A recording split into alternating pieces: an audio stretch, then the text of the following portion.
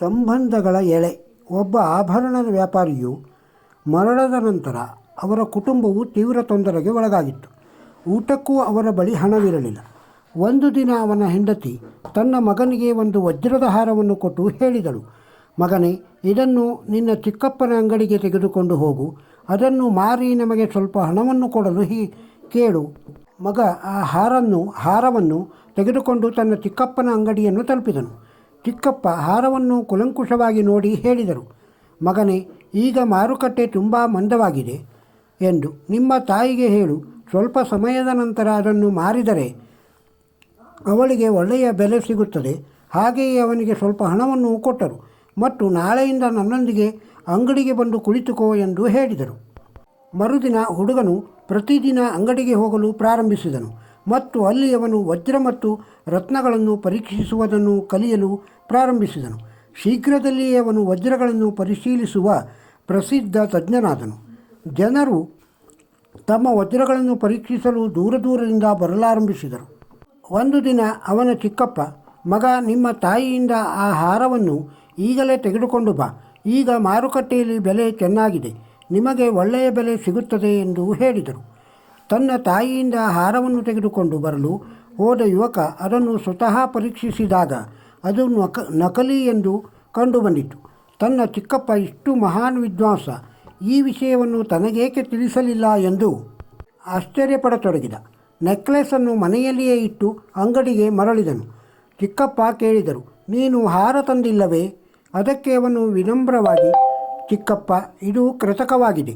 ಆದರೆ ನೀವು ಈ ವಿಷಯವನ್ನು ನನ್ನಿಂದ ಏಕೆ ಮರೆ ಮಾಡಿದ್ದೀರಿ? ನನಗೇಕೆ ಅಂದೇ ಇದನ್ನು ತಿಳಿಸಲಿಲ್ಲ ಎಂದು ಕೇಳಿದನು. ಆಗ ಅವನ ಚಿಕ್ಕಪ್ಪ, ನೀನು ಮೊದಮೊದಲು ನೆಕ್ಲೆಸ್ ತಂದಾಗ ಅದು ಕೃತಕ ಅಂತ ಹೇಳಿದ್ದರೆ ನೀನು ನನ್ನನ್ನು ನಂಬುತ್ತಿರಲಿಲ್ಲ. ಏಕೆಂದರೆ ಅವತ್ತು ನಿನಗೆ ಇದರ ನಿಜವಾದ ಜ್ಞಾನ ಇರಲಿಲ್ಲ. ಇವತ್ತು ನಿನಗೆ ವಜ್ರದ ಬಗ್ಗೆ ಸಂಪೂರ್ಣ ಜ್ಞಾನ ಬಂದಿದೆ. ನೆಕ್ಲೆಸ್ ನಿಜವಾಗಿಯೂ ನಕಲಿ ಎಂದು ನಿನಗೆ ಖಚಿತವಾಗಿ ತಿಳಿದಿದೆ. ಅಂದಿನ ಸಮಯದಲ್ಲಿ ನನಗೆ ಸತ್ಯವನ್ನು ಹೇಳುವುದಕ್ಕಿಂತ ಸಂಬಂಧಗಳನ್ನು ನೋಡಿಕೊಳ್ಳುವುದು ಮುಖ್ಯವಾಗಿತ್ತು ಎಂದು ಹೇಳಿದರು. ಯುವಕನ ಕಣ್ಣುಗಳ ಕೃತಜ್ಞತೆಯಿಂದ ತೇವವಾದವು. ಈ ಕಥೆಯು ಸಂಬಂಧಗಳನ್ನು ನಿಭಾಯಿಸುವಾಗ ಸತ್ಯವನ್ನು ಹೇಗೆ ಹೇಳಬೇಕು ಮತ್ತು ಸಂಬಂಧಿಗಳಿಗೆ ಕಷ್ಟದಲ್ಲಿ ಹೇಗೆ ಸಹಾಯ ಮಾಡಬಹುದು ಎಂಬುದನ್ನು ಕಲಿಸುತ್ತದೆ.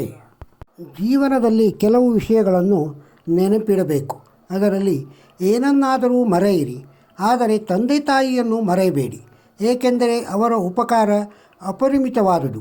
ಇದನ್ನು ಎಂದಿಗೂ ಮರೆಯಬೇಡಿ. ಭೂಮಿಗಿಂತ ದೊಡ್ಡವಳು ತಾಯಿ, ಬಾನಿಗಿಂತ ದೊಡ್ಡವರು ತಂದೆ. ಹೆತ್ತು ಹೊತ್ತು ಬೆಳೆಸಿದ ತಂದೆ ತಾಯಿಯ ಮುಂದೆ ಬೇರೆಲ್ಲವೂ ಇಲ್ಲ.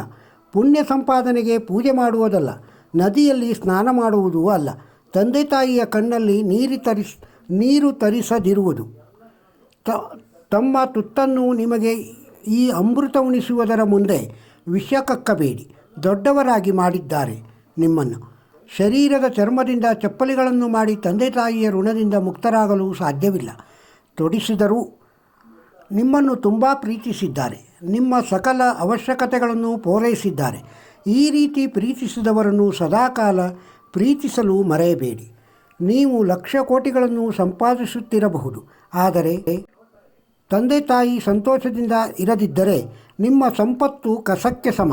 ಈ ಮಾತನ್ನು ಒಪ್ಪಲು ಮರೆಯಬೇಡಿ. ತೇವಾಂಶದ ಸ್ಥಳದಲ್ಲಿ ತಾವು ಮಲಗಿ ಒಣಗಿರುವ ಜಾಗದಲ್ಲಿ ನಿಮ್ಮನ್ನು ಮಲಗಿಸಿದ್ದಾರೆ. ಇಂತಹ ಅಮೂಲ್ಯವಾದವರ ಕಣ್ಣುಗಳನ್ನು ಅಪ್ಪಿತಪ್ಪಿಯೂ ತೇವ ಮಾಡಬೇಡಿ. ನಿಮ್ಮ ಬದುಕಿನ ದಾರಿಯಲ್ಲಿ ಅವರು ಹೂಗಳನ್ನು ಹಾಸಿದ್ದಾರೆ. ಈ ರೀತಿ ಪ್ರೀತಿಸಿದವರ ದಾರಿಯಲ್ಲಿ ನೀವು ಎಂದಿಗೂ ಮುಳ್ಳಾಗಬೇಡಿ. ಹಣವಿದ್ದರೆ ಜಗತ್ತಿನಲ್ಲಿ ಎಲ್ಲವೂ ಸಿಗುತ್ತದೆ, ಆದರೆ ತಂದೆ ತಾಯಿ ಸಿಗುವುದಿಲ್ಲ. ಇಂತಹ ಪವಿತ್ರ ಶರಣಗಳಿಗೆ ನಮಸ್ಕರಿಸುವುದು ಎಂದಿಗೂ ಮರೆಯಬೇಡಿ. ನೀವು ಮಕ್ಕಳಿಂದ ಸೇವೆಯನ್ನು ಇಚ್ಛಿಸುವಿರಾದರೆ ಮೊದಲು ನೀವು ಮಕ್ಕಳಾಗಿ ಸೇವೆ ಮಾಡಿ. ಮಾಡಿದ್ದುಣ್ಣೋ ಮಹಾರಾಯ ಎಂಬಂತೆ ಏನು ಮಾಡಿರುತ್ತೇವೋ ಅದರ ಫಲವನ್ನು ಅನುಭವಿಸುತ್ತೇವೆ. ಈ ಲೋಕೋಯುಕ್ತಿಯನ್ನು ಎಂದಿಗೂ ಮರೆಯಬೇಡಿ. ಉಪ್ಪಿಗಿಂತ ರುಚಿಯಿಲ್ಲ, ತಂದೆ ತಾಯಿಗಿಂತ ದೇವರಿಲ್ಲ. ಮರೆಯದಿರಿ ಸ್ನೇಹಿತರೆ, ತಂದೆ ತಾಯಿಗಳ ಋಣವನ್ನು ಎಂದಿಗೂ ತೀರಿಸಲು ಸಾಧ್ಯವೇ ಇಲ್ಲ. ಈ ವಿಡಿಯೋ ನಿಮಗೆ ಇಷ್ಟವಾಗಿದ್ದರೆ ಒಂದು ಲೈಕ್ ಕೊಡಿ. ಇದನ್ನು ಇತರರಿಗೂ ಶೇರ್ ಮಾಡಿ. ನಮ್ಮ ಚಾನಲ್ಗೆ ಸಬ್ಸ್ಕ್ರೈಬ್ ಇನ್ನೂ ಆಗದಿದ್ದರೆ ಸಬ್ಸ್ಕ್ರೈಬ್ ಆಗಿ. ನಮಸ್ಕಾರ.